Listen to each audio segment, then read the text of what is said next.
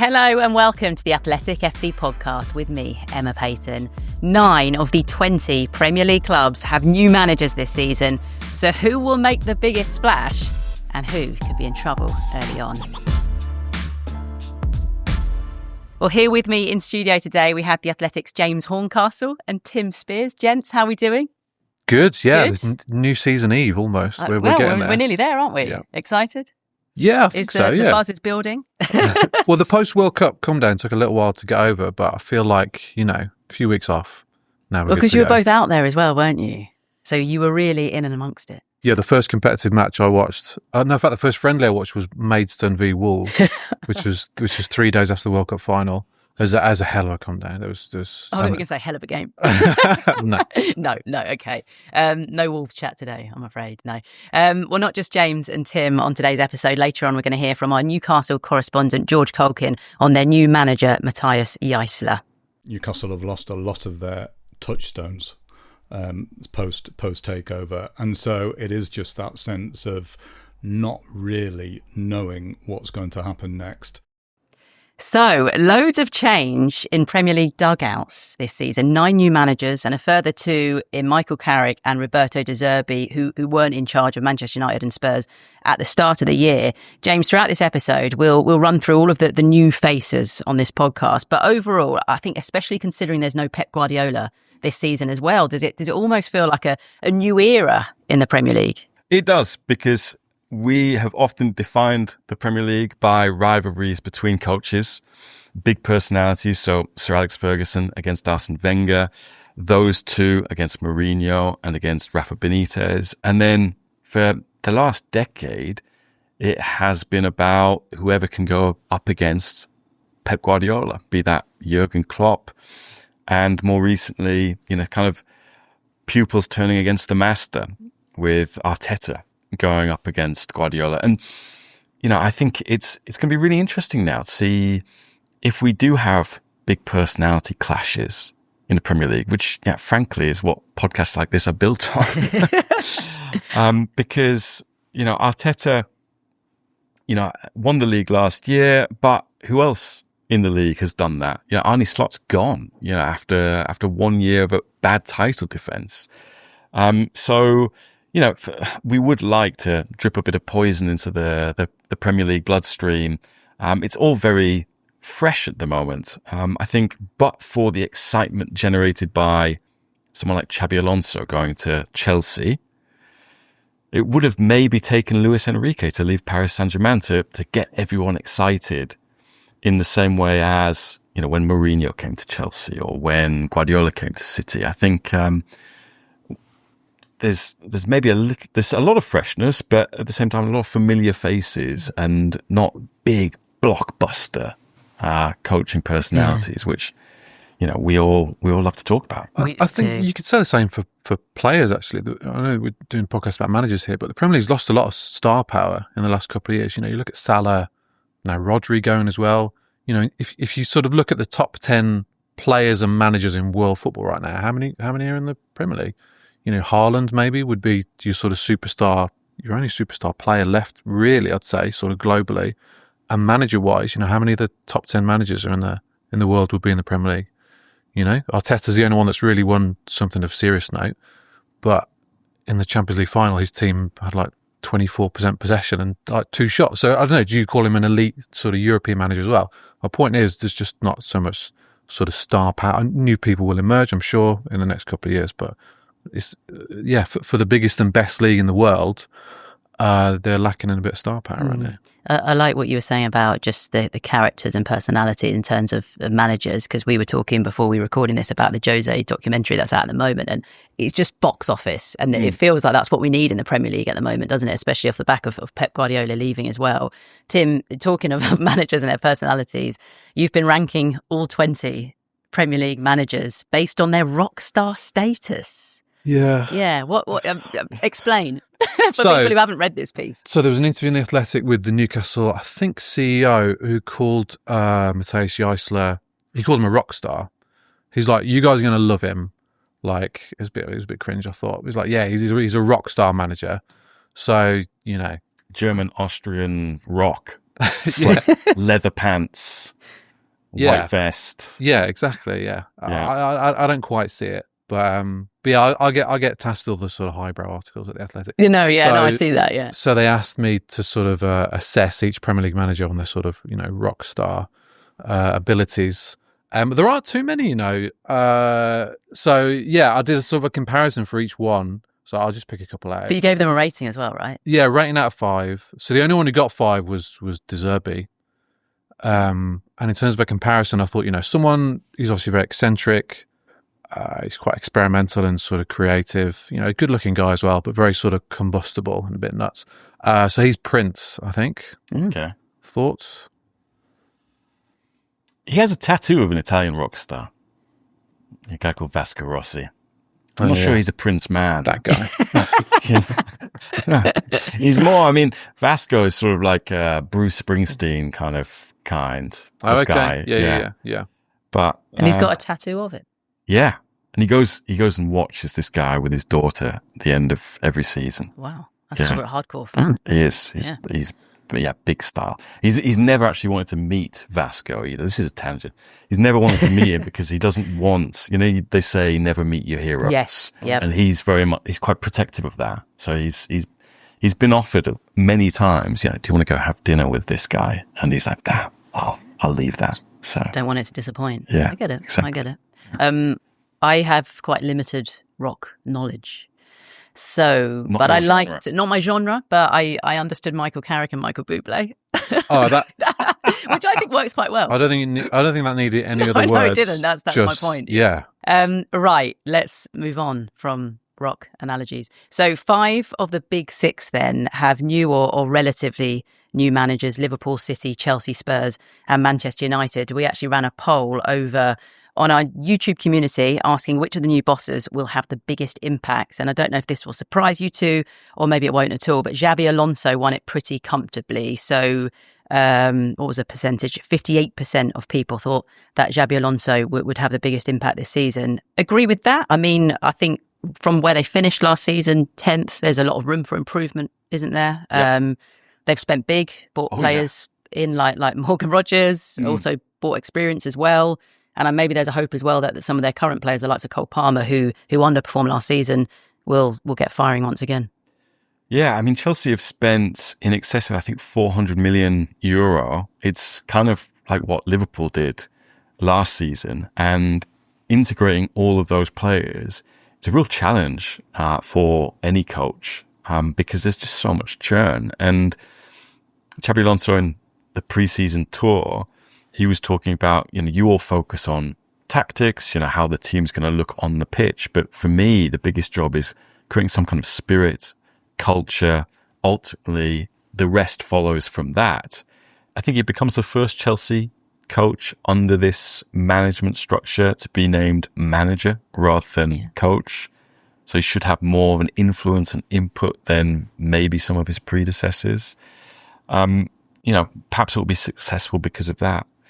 But at the same time, Xabi Alonso seems to be like the Premier League's boyfriend or boy next door. For years we've had so many Premier League clubs and so many Liverpool fans sort of projecting, we really want Xabi to be the guy who replaces Jurgen Klopp or replaces Arne Slot.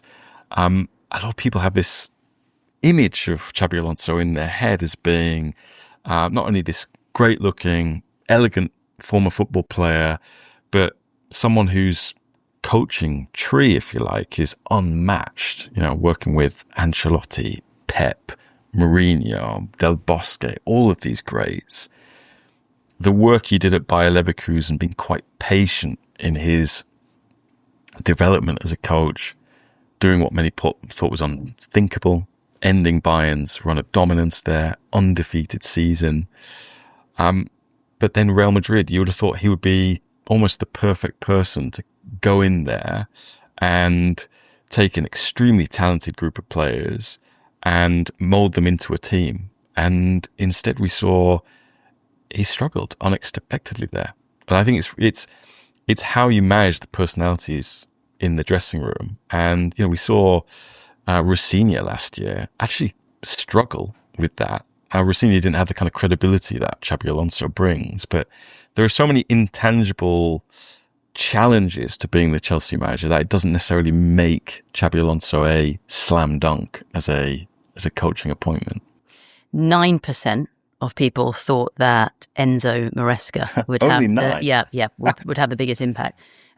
This was done as well, the poll before the Community Shield game, by the way. I just wonder, Tim, how hard is it to replace a legend as well? The fact that he's coming off, well, maybe one of the biggest legends we've ever seen in terms of Premier League management in Pep Guardiola, because we've seen it before, haven't we? David Moyes following Sir Alex Ferguson, Arne Slot, post the Jurgen Klopp era, Unai Emery coming into Arsenal after Arsene Wenger, and they struggle to live up to what are extremely high expectations. So what is the key for Enzo Maresca?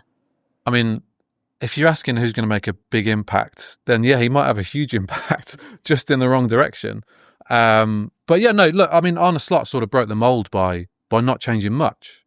He sort of allowed a very senior dressing room that I think could sort of run itself with the likes of Van Dijk and Robertson and Alisson, etc. And he didn't change the style too much. We saw, in fact, in his second season when he tried to change the style more, that Liverpool encountered, lots of problems. But I'm not sure City can quite work in that way, because it was obviously Pep did everything. The demands he put on his players and the sort of plethora of instructions and almost too much information. I remember, Mark Gay joined in January. He was just like, wow, like there's so much to take on and so much to learn, and obviously that takes time. So you take that out and you put a new manager in. That's so much is going to change. He's at an advantage in that he obviously knows the club and some of the players know him. His style isn't wildly dissimilar from Pep Guardiola's style either, and he has had success. I think he's slightly underrated. He did really well at Leicester, and won a couple of trophies at Chelsea, and they were fifth when he was sacked last winter. They took a massive nosedive after he left. But the biggest problem for Maresca is they're not just changing the manager, they're changing the team. They've lost Rodri and Bernardo Silva, two incredibly intelligent footballers who can run a game, on their own. They're going to bring in maybe Boadi, but he's a kid basically, and Anderson will need time to adjust at a new club. So I think expectations will be important. I don't think he's going to necessarily win the league in his first season. If he can do what Pep did last year and sort of challenge for the title and have a decent run in the domestic cups, I think that would be a success. Mm. Can he do that? You think he can do that? I mean, remains to be seen. But the team is ridiculously good. They've got probably the best striker in European football. They bought Elliot Anderson, a tremendous midfielder. They've got Shirky, Foden. It's a ridiculous team. So yeah, if he, but as we've seen in the past, when a new manager comes in and replaces a legend, it's normally pretty difficult. Yeah. I don't know. I mean, I look at the squad building that they've done over the last couple of years, and I think they've made a lot of mistakes. They tried to overcorrect, 18 months ago in that January where Pep, for the first time, really struggled. And many of those players that they signed, aside from Kusanov, are not first-team regulars. Nico Gonzalez, they spent 60 million on. And I think there have been shortcomings in the kind of rebuild.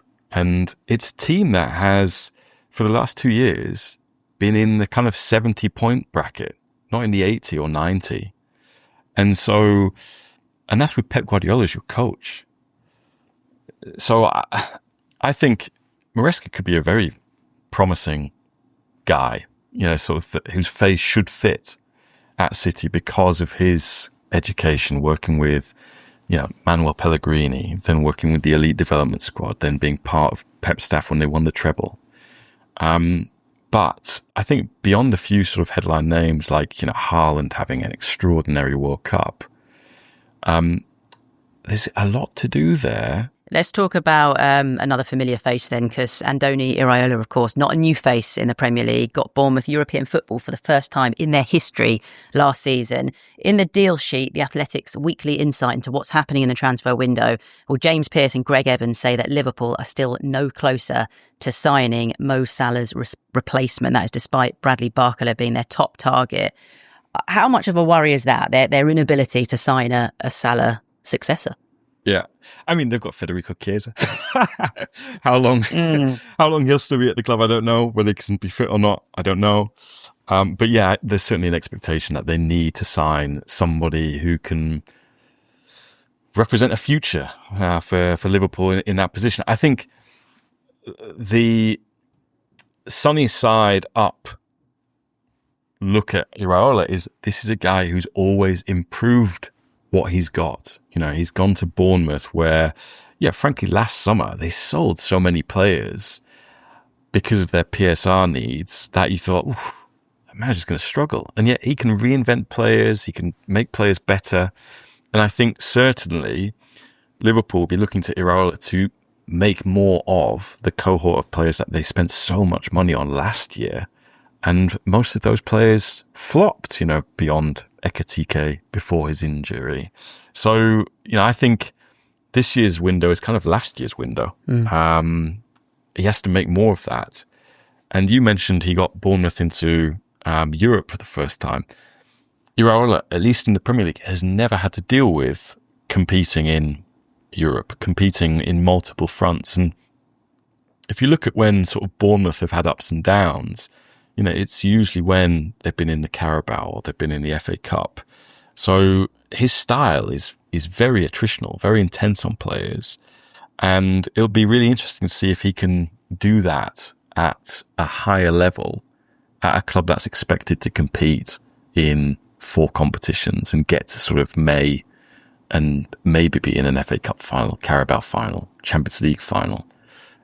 So he's an interesting one because, you know, whilst there's this link with Richard Hughes, the sporting director who had him at Bournemouth, if you look at the other clubs that were in for Iraola, and look, some of the biggest clubs in the world should have been in for him given the job that he did at Bournemouth. The other clubs were Crystal Palace, Leverkusen, and AC Milan. Not City. Yeah. And I think that's quite interesting because there was always this feeling that he's quite an introverted character who only wants to focus on coaching. We were talking about the Mourinho documentary. He's not interested in making this big impression in press conferences and that sort of thing. So it was almost like he felt he needed an intermediary step before going to a club like Liverpool. So I think seeing how he navigates this will be fascinating too. Yeah. A little reminder, by the way, that David Ornstein will be with us on tomorrow's show. So that's on Wednesday. But in the meantime, you can check out the deal sheet over on The Athletic for the latest in the summer transfer market. So we have talked about some of the new managers that we're going to be seeing in the Premier League this season. We have also got Matthias Jaissle in at Newcastle to replace Eddie Howe. We've got Alvaro Arbeloa in at Fulham, Gary O'Neill at Ipswich. Oliver Glasner has switched Palace for Forest. Pierre Sage replaced Glasner at Selhurst Park. And then Marco Rosa in for Andoni Iraola at Bournemouth. So with all of that in mind, it's time for our discussion of the day, sponsored by Threads. And last night, we asked our Threads followers which new manager this season won't be in his position at Christmas. Now, a lot of people, Tim, said Enzo Maresca. Okay. We've talked about him a little bit already. Yeah, the obvious one that springs to mind would be the club that had 4 managers last season and, you know, sacked some without much justification. And they've hired a guy who, you know, has a history of not really getting on with owners / chairman or, you know, falling out with them. I don't know if you've heard of Forest's owner and his reputation, but he doesn't tend to... Heard of Mr. Baranakis. He doesn't tend to get on too well with managers. So, because, you know, in theory, Glasner's a great fit for Forest and should do good things this season, but they'll find a way, I'm sure.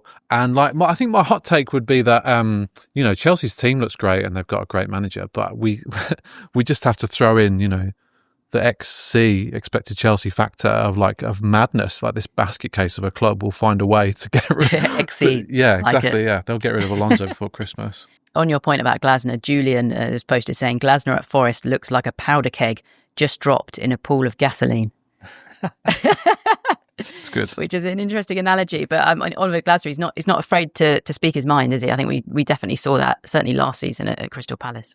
Yeah, and I think he did that from a position of power at Palace because, he just delivered an FA Cup. So, he doesn't have that cachet, if you like, at Forest. So, maybe he'll keep his counsel until he develops some credit at the bank, if he's given a chance to develop any credit in the bank. But I'd be surprised if bookmakers are even taking bets on sort of who gets through their manager first, given Marinakis' sort of behaviour over the last few years. And then just lastly, one for you, James. We've had another post as well saying Ruben A and a sort of emoji where you're covering your mouth. So maybe from a Manchester United fan, but Ruben Amorim at Milan, how do you see that going? At the moment, it's... What's your quick answer? Well, look, he beat United in a friendly last week, and I think he enjoyed that. Yeah, I'm sure he did, yeah. His team played good football at the end. The third goal that Milan scored against United was a wonderful kind of sweeping goal. He's got, I think, the kind of control that he felt he was lacking towards the end of his time at United. He's in lockstep with Milan's owner, Jerry Cardinal, and the recruitment team there. So, look, it can't go any worse from Milan's point of view than last year where they fell out of the Champions League places on the final day. So I'm actually quite optimistic about Ruben. I think he's learned some of the lessons from his time at United. And, he's not going in there in sort of November time as he did when he first took over at United with a squad that didn't suit him. So, Milan played the way that Amorim plays last year under his predecessor. Sort of three at the back. He wants to put a more attacking accent on it. I think we might see a revival for Amorim. A Ruben revival. Yeah. All right. Positive vibes. For your chance to be featured in the next discussion of the day feature, head over to Threads and follow @TheAthleticFC, and please do join in the conversation. All right, on to Newcastle now after another turbulent summer. In our predictions piece that went out over the weekend, I said that Matthias Jaissle has arrived to conduct an orchestra that has just sold its string section because, of course, we've had Gordon, Tonali, Bruno all leave. Isak actually as well gone. If you look at the last 12 months at the club, it has been such a tough period up in the northeast. Let's welcome our Newcastle correspondent, George Caulkin now. George, really good to see you. Thanks for jumping on today. From what you've seen and what you've made of the manager so far, it's a hell of a job that he's got on his hands, isn't it? It certainly is, and he's only been in the job for 2 weeks. It's there's the context around the team and the club, as you mentioned, losing their four best players over the space of 12 months or so, but also coming in so soon before the start of the season, and with still a lot of work to do in the window. I think Newcastle have lost a lot of their touchstones post takeover, and so it is just that sense of not really knowing what's going to happen next. Jaissle so far has been very measured. He hasn't given a lot away. He hasn't said very much. I think it'll be a different story on the touchline against Liverpool on Sunday. I think we'll see a very different side to his personality then. It's just so difficult to make any judgment calls at this point. George, how has Jaissle got on in pre-season so far? Have they won any games? They beat Valencia in his first match, but that was only a couple of days after he officially joined. But they have lost 3 in a row if you include the defeat on penalties to Strasbourg at the weekend. Yeah, I'm not sort of seeing a lot really, apart from the introduction of some young players who clearly have a lot of potential, but also we're still seeing a lot of the same old problems from last season. Where will the goals come from? Are they giving too many goals away at the back? Where is the experience? Where's the leadership? I don't want to make it all sound negative because it's not that. There is very much a sense of this being a fresh start. In an interview with The Athletic recently, David Hopkinson, the CEO, talked about this being Newcastle United 2.0. There is definitely a sense that things had grown stale last season. That's partially because there's been a kind of boom and bust in terms of their recruitment, either not signing anybody or signing too many players or not signing good enough players as they did last summer. And this is definitely something different. But as I said, it's that sort of loss of touchstones. You knew exactly what you were going to get from Eddie Howe, win or lose. He was always going to be very measured. Bruno Guimaraes, of course, was the engine, the heartbeat of the team. Kieran Trippier, who also left on a free this summer, was very much the standard bearer. Tonali, a player at his best of supreme quality. Anthony Gordon led the press. And replacing them, yeah, as I say, sort of young players who clearly got a lot of potential. They're very excited about them at the club, but only a couple of those signings are 24 or over. And so it's asking a lot for them to come straight into the team and deliver in their first season. Tell us a little bit more about some of those then, because I think Basumana Toure is their sort of big money attacking signing who's come in from Hoffenheim. Is, like you say, I mean, young, relatively inexperienced so far, but is he one for the fans to be really excited about? There have been flashes so far, I would say, that he looks very, very direct. Plays on the wing, wants to get forward really quickly. That's Jaissle's sort of speciality, vertical football, he calls it, aggressive front foot. The problem that I've seen so far is that he's done those things and then got the ball into the area and there's been no one there to sort of get on the end of it. Other players that they're very excited about, someone like Sean Sturr, we've seen quite a lot of him in pre-season, signed from Ajax. He's got all of that sort of Ajax, loves the ball, what is already sort of directing people around, but he's only 18. He was signed as somebody who, in an ideal world, might have been looking to replace Bruno a couple of years from now. That obviously, isn't going to happen now. They desperately need some more experience in midfield, but he's someone I think that they've got very, very high hopes for moving forward. But is he ready now? That's the question. What are the realistic expectations then this season? Having finished 12th last season, it felt like things sort of started to turn a little bit sour towards the end. What are fans really expecting this season? Yeah, I mean, to put that a different way, it would have been very difficult, I think, for Eddie Howe to have led this reset. And obviously, he's come to a similar conclusion. I think the difficulty for him, yes, things did turn a bit last season, but also everything would have been referred back to what he's already achieved at the club, winning a trophy, the Champions League twice. And I think asking him to then effectively start all over again would have been very, very difficult.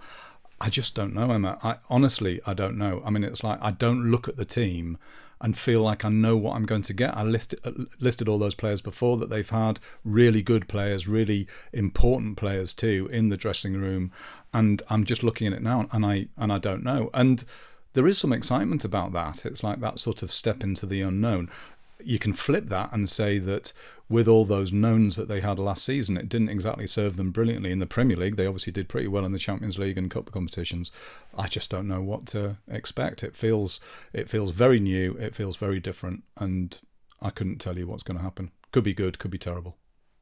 George, what's the mood in the fan base like? Because I imagine you and Newcastle fans more generally will give Jaissle the benefit of the doubt. He's coming in pre-season. You've listed all of the shortcomings of the squad or recruitment so far. Still another fortnight of the transfer window to go, so let's see what they do. But is there kind of building frustration with the ownership or the running of the football club? And do you anticipate that this season we could see that manifest itself in the stands? Be it maybe not in protest form, but kind of growing exasperation with, everyone expected Newcastle to kick on, and that hasn't quite happened, be it for PSR reasons or what. But what do you think the mood at the stadium will be like if things don't take off in the way that everyone would like up there? Yeah, it's a good question. And of course, again, it's difficult to answer without sort of knowing what's going to happen. I mean, I can guarantee that the atmosphere and the mood will be incredible for this first game of the season against Liverpool, because you've got it's a huge game. It's a huge game because it's Isak coming back. There's all of that sort of baggage between the two clubs, going back to that very contentious move last summer. There is also going to be all the heightened emotion around Kevin Keegan. There'll be big display of kind of emotion and love and affection for him. So it'll be a brilliant atmosphere. I think Newcastle fans need something to hang their hat on. I think they need something to get behind now. This identity of new, young, fresh people who want to be there is important, because I think over the past couple of years we've increasingly seen players want to kind of find their way out of St James's Park.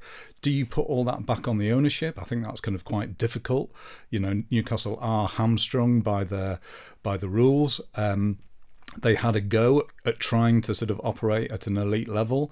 They got into the Champions League twice, but it left them with a European sort of wage bill. They've just been fined by UEFA. They've had to sell Anthony Gordon to get back into compliance. That's not the kind of ownership's fault. Those are the rules around football.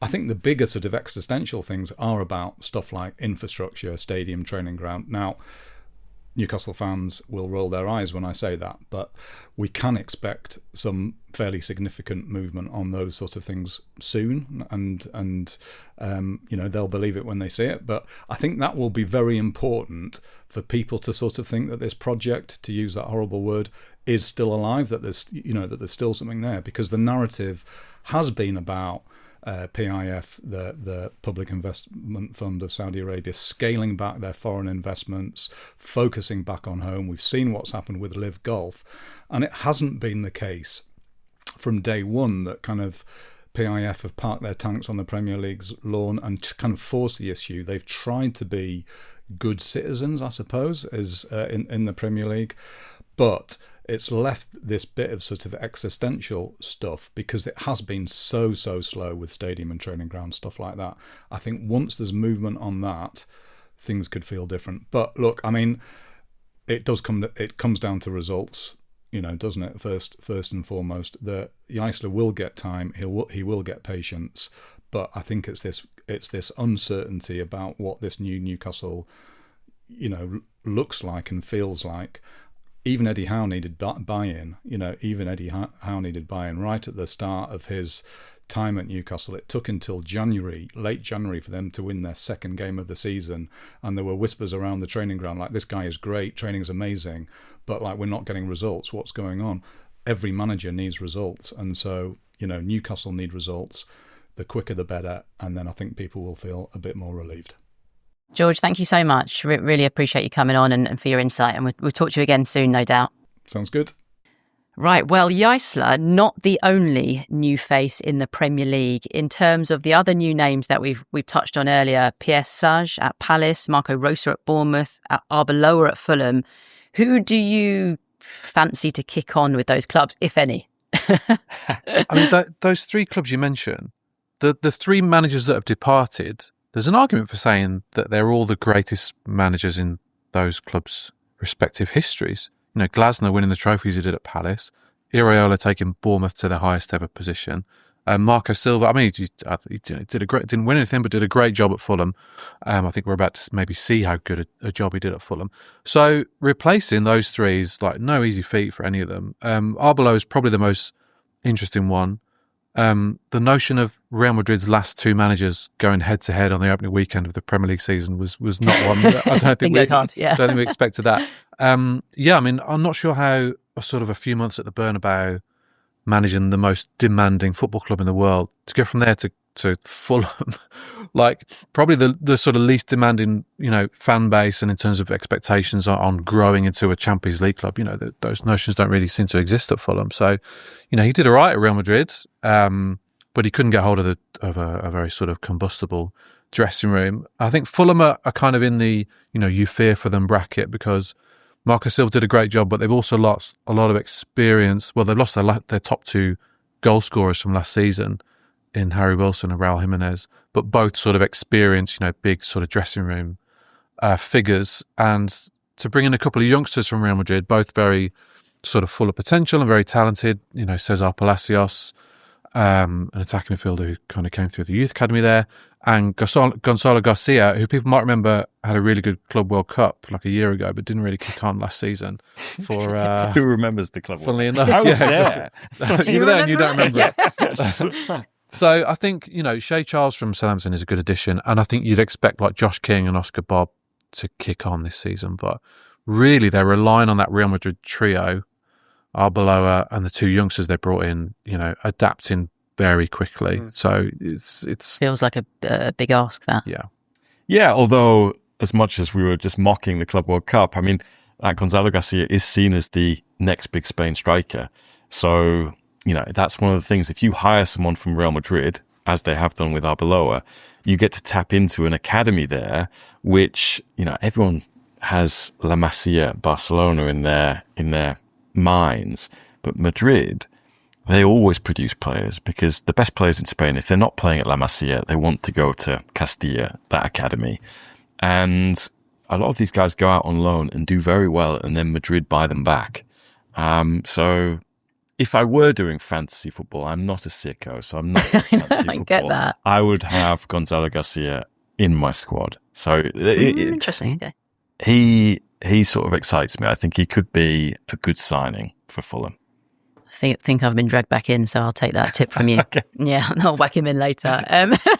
Just before we go, I want to ask you about Gary O'Neill at Ipswich, because I'm sure you would have followed him at Wolves. But what he did at Wolves and Bournemouth as well, has that set him up well for this time at Ipswich now, and to try and keep them in the Premier League this season? It's an interesting appointment. Probably quite underwhelming for Ipswich fans. Going off the back of Kieran McKenna to Gary O'Neill. He did okay at Wolves. His first season, he came in a real crisis. Lopetegui sort of left them high and dry a week before the start of the season, and Gary O'Neill came in and had them like 7th, 8th in March, April, before the wheels fell off. He was genuinely been talked about. I remember he was linked with AC Milan. I remember he was linked with Man United. I remember he was talked about as a potential future England manager. This was for a very short period, about 2 months, right? Which everyone's probably forgotten, but he did a good job at Wolves. I do like their transfer business. They started with Chuba Akpom at the start of the summer, and I was like, come on, guys, are you going to be a serious Premier League club?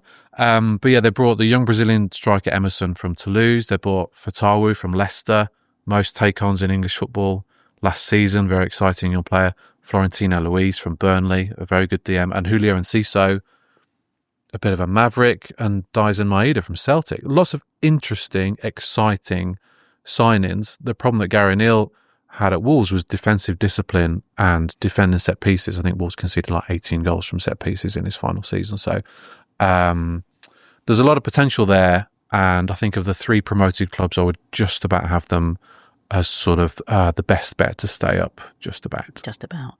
Just quickly, James, before we go, a word on Sarge and on Marco Rosa as well. How do we see them getting on? I think Sarge will struggle. He would be my pick to be maybe one of the first to go. That's not to diminish him. He's risen very quickly in French football, being sort of interim, doing really good at Lyon, and then second with Lens last year. I say Lens over the last 5 years have been a very well-run club. As well, so maybe he's benefited a little from that. But yeah, Palace have not done really anything in their transfer market, so that's a concern. Marco Rosa, we've seen Iraola overperform with this group of players. I think it's a big ask, as much as they got Marco Rosa in so early. Even before the end of the season, we kind of knew he was going to get the job. I think wherever he's been, he's had some big jobs in Germany, at Dortmund and Leipzig. He's never really delivered or over-delivered in those jobs. And as much as Bournemouth have kept their squad together, I think we'll really, again, find out just how much value Iraola added over the last couple of years. So I think they could be dragged down into maybe not a relegation battle, but it could be quite nervous, particularly with European football for them. Yeah, I think that's, given how many Premier League teams and new managers are having to cope with European football, I think that's going to be a real interesting curveball in a lot of seasons. Yeah. Gents, thank you so much for your company. It's good to have you both back in the studio, back alongside me. Thanks to George as well for joining us earlier on. Remember to keep across the Athletic for all the build-up to the new Premier League season. I'll be back with you tomorrow. See you then. Thanks for watching this episode of the Athletic FC podcast. You can watch or listen to us wherever you get your podcasts, and don't forget to subscribe to our channel if you haven't already.